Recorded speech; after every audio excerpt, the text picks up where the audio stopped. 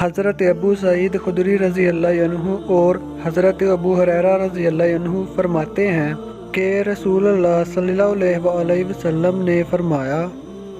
جو جمعہ کے دن غسل کرے وہ اپنے بہترین کپڑے پہنے اور اگر اس کے پاس خوشبو ہو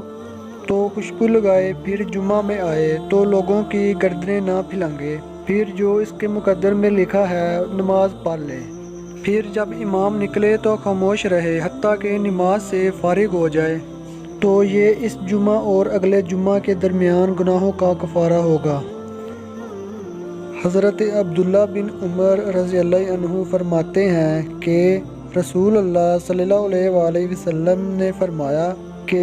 جمعہ میں 3 طرح کے لوگ آتے ہیں، جو وہاں بیہودگی کے لیے گیا تو اس کا یہی حصہ ہے، اور وہ شخص جو وہاں دعا کے لیے حاضر ہوا تو یہ ایسا شخص ہے جس نے اللہ سے دعا مانگی، اگر چاہے تو وہ عطا کر دے، اگر چاہے تو منع کر دے، اور وہ شخص جو وہاں سننے اور خاموشی کے لیے گیا، نہ کسی مسلمان کی گردن پھلانگی اور نہ کسی کو ایذا دی،